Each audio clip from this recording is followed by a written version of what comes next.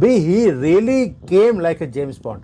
जैसे दुश्मन कंट्री में जाकर जेम्स बॉन्ड सारे काम कर कर वहां से कोनो को लड़कियों को उठा के ले जाते हैं। मुझे लगता है उनके प्लेन में 5-10 लड़कियां आगी होंगी उनके साथ। इसी से आपको पता लगता है कि भारत की पावर क्या है। और इसमें सबसे बड़ी जो अट्रैक्शन थी वो इंडियन फॉरेन मिनिस्टर की पाकिस्तान आमद थी। जयशंकर साहब पाकिस्तान आए, एससीओ की मीटिंग हो गई, आपके चाइना से भी लोग आए, डॉक्टर जयशंकर भी आए और बड़ा एक अच्छा टाइम उन्होंने गुजारा। देखिए, मुझे तो पहले जब वो एंटर किया उन्होंने पाकिस्तान के अंदर, ऐसे लग रहा था जैसे कि जेम्स बॉन्ड प्लेन से उतर रहे हों, चश्मा लगा के, जैसे उन्होंने सन ग्लासेस लगाए हैं। He was a celebrity. भाई उस सीन ने ही सारी जो लाइमलाइट है वो पाकिस्तान और चाइना से निकाल कर वो जयशंकर जी के ऊपर आ गई। भाई he really came like a James bond. जैसे दुश्मन कंट्री में जाकर जेम्स बॉन्ड सारे काम कर कर वहां से कोनो को लड़कियों को उठा के ले जाते हैं। मुझे इसलिए जयशंकर जी ने वहां पर आकर जो आपकी वाट लगाई है, भाई मजा आ गया। अब वाट तो लगाई कैसे थी कि पहले तो वाट लगाई मोदी जी ने। अब आप बोलेंगे मोदी जी तो आए ही नहीं तो वाट कैसे लगी? ओ भाई, वो नहीं आए हैं इसीलिए वाट लगी है, क्योंकि उन्होंने बोला कि मेरे पैर के नीचे जो धूल है ना वो कहीं गंदी ना हो जाए, मैं पाकिस्तान में आऊंगा ही नहीं। यानी कि कोई भी मुद्दा ऐसा नहीं है जिसे जयशंकर जी ने कवर नहीं किया हो। और लाइमलाइट चाहता था चाइना कि वहां पर आकर वो जयशंकर जी के सामने दिखाएं कि देखिए मेरा कितना वर्चस्व है या मेरी कितनी इंपॉर्टेंस है पाकिस्तान में। किसी को पता भी नहीं लगा कि चाइना का प्राइम मिनिस्टर आया भी हुआ है। सारी लाइमलाइट जयशंकर जी उड़ा कर ले गए। लेकिन सर ये भी कहा जा रहा है कि हाँ, कुछ लोगों का ये कहना है कि कहीं ना कहीं से कनाडा को अमेरिका की भी सपोर्ट है इस चीज में, इसलिए कि अमेरिका को भी अच्छा नहीं लग रहा है कि आपकी कोई इंडिपेंडेंट फॉरेन पॉलिसी हो या आपकी इकोनॉमी अगर आगे जा रही है तो वो अमेरिका को भी खटक रहा है। और इसको आप कैसे देखते हैं, वाकई में ऐसा है? देखिए, जब चाइना बढ़ रहा था तो चाइना ने झुककर बात किया और उसने अपनी कंट्री को राइज करवाया। यहां पर भारत थोड़ा सा डिफरेंट है। हम राइज कर रहे हैं अपने बलबूते पे कर रहे हैं, not because we are supporting America या कनाडा या यूरोप। हमने अपनी इकोनॉमी को कंप्लीटली डिफरेंटली राइज करवाने की एक उसके ऊपर ट्रेजेक्टरी के ऊपर हम ले गए हैं। अमेरिका को इसी बात की तकलीफ है कि हम झुककर उनके सामने बात नहीं कर रहे। मोदी जी ने क्लियर कर दिया, मैं ना तो चाइना हूं ना पाकिस्तान हूं, मैं अपने ही तरीके से मैं काम करूंगा। और ये वेस्टर्न वर्ल्ड को एक आदत है कि सामने वाली कंट्रीज को अगर वो उनके साथ मिलकर काम नहीं करते तो वहां पर पंगे डालते रहते हैं। पाकिस्तान उसका एक उदाहरण भी है। जब तक आप उनके साथ थे, सेम पेज पर थे, 20 साल आपने कंटेनरों में पैसे लिए हैं। ये स्टैंड सोने के ऐसे नहीं बनते हैं मैडम। तो ये जो सारा कुछ है, भारत ने कभी भी, देखिए प्लेन है, कोई सोने का पीछे स्टैंड नहीं है। तो क्यों हम अपनी मेहनत से काम करते हैं तो हम ये सारा फ्लैशी थिंग्स हम नहीं कर पाते।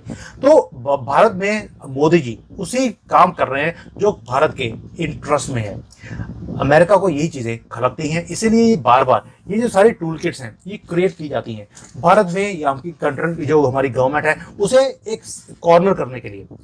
वो मुलाकात कैसी रही? भारतीय सहाफ़ियों ने क्यों नवाज शरीफ साहब से ज़्यादा मुलाकातों पर इत्तफाक किया? इसके बहुत से पहलू हैं जिस पर सेठी साहब भी रोशनी डालेंगे। सेठी साहब, हमें ये बताएं कि इसहाक डार साहब से जयशंकर साहब की मुलाकात और उसके बाद ये सारा विजिट, हमने नहीं देखा कि कोई ऐसी जली कटी फेंकी गई हो या कोई ऐसी बात जो तनाज़े की जद में आई हो। क्या समझते हैं आप, ये रस्मी दौरा रहा? ये शंघाई ताउन तंजीम का इजलास पाकिस्तान के लिए कितना बामानी है और खुसूसन भारतीय वज़ीर ख़ारिजा का ये दौरा? इसमें जो जयशंकर साहब का जो आना था, पहले तो ये सोचा जा रहा था कि शायद फॉरेन मिनिस्टर भी ना आए, मगर आपको याद होगा मैंने ये कहा था कि मेरा ख्याल है कि फॉरेन मिनिस्टर आएंगे जी। तो जब वो आए तो उससे पहले ये स्पेकुलेशन हो रही थी कि वो स्टिफ अपर लिप रखेंगे और बड़ा कोई खास स्माइल वाइल नहीं करेंगे और बड़े कोल्ड शोल्डर देंगे और वो अपनी वही जो बातें हैं टेररिज्म और इंसर्जेंसी इनकी बातें करेंगे। हालांकि ये फोरम बायलैटरल इश्यूज के लिए नहीं है, this is a regional forum, इसके अंदर बायलैटरल प्रॉब्लम्स नहीं डिस्कस होते। मगर ख्याल ये था कि बाय साइडलाइंस के ऊपर अगर कोई इंटरव्यूज होते हैं तो उसके अंदर शायद कोई बातचीत हो जाए। आपको याद होगा जब बिलावल भुट्टो साहब दिल्ली गए थे फॉर द लास्ट, और गोवा गए थे मेरा ख्याल है, जब जहां भी हुई थी, जब ये इंडिया गए थे तो फॉर द एससीओ, तो वहाँ साइडलाइंस के ऊपर कुछ बयानबाजी हुई थी। इंडियन मीडिया तो खैर खसूसी तौर पे करता ही है हमेशा, मगर इस दफा ऐसा बिल्कुल नहीं हुआ। पाकिस्तानी मीडिया ने भी कोई प्रोवोक नहीं किया और दूसरी तरफ से उन्होंने भी कोई ऐसी बात नहीं कही। और तीसरी चीज कि इसहाक डार, शहबाज शरीफ and then finally Nawaz Sharif साहब, मेरा ख्याल है नून लीग ने उनको फ्लोर कर दिया।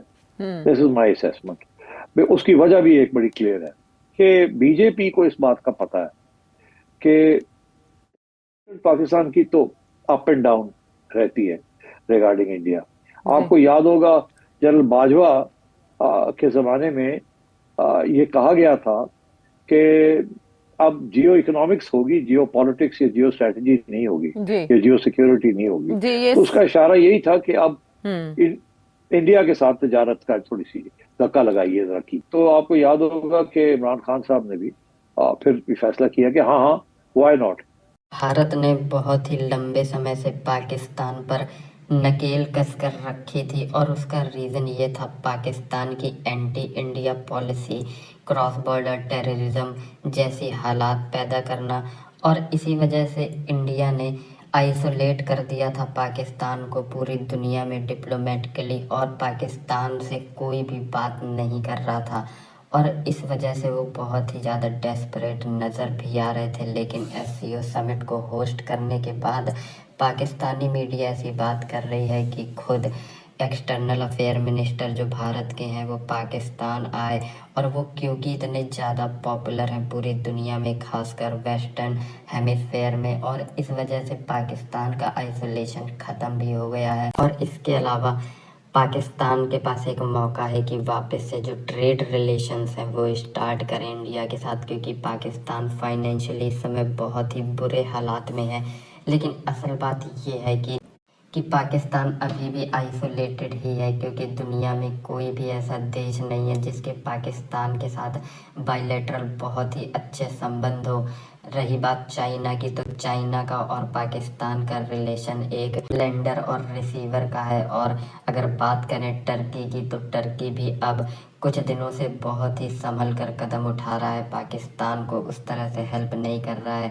टर्की के जो प्रेसिडेंट हैं एर्दोआन, उन्होंने भी यूनाइटेड नेशन की अपनी स्पीच में कश्मीर का जिक्र नहीं किया, जो वो हर बार करते थे, क्योंकि उन्हें भी पता है कि फ्यूचर पाकिस्तान में नहीं बल्कि भारत में है। और इस पर पाकिस्तानी मीडिया ये कह रहा है कि शायद अब पाकिस्तान के हालात सुधर जाएं, क्योंकि भारत के एक्सटर्नल अफेयर मिनिस्टर ने दौरा कर लिया है पाकिस्तान का, और अब पाकिस्तान वापस से पहले की तरह ही ट्रेड कर सकेगा और दुनिया भर में अपनी आइसोलेशन भी ख़त्म कर सकेगा। लेकिन ऐसा कुछ भी होने वाला नहीं है, क्योंकि भारत का स्टांस अभी वही है, टेरर एंड टॉक्स एक साथ नहीं हो सकती। और पाकिस्तान जब तक एविडेंटली ये सारी पॉलिसीज़ ख़त्म नहीं कर देता, इंडिया बैकफुट पर नहीं जाएगा, क्योंकि इंडिया बहुत ज़्यादा पावरफुल है पाकिस्तान के सामने।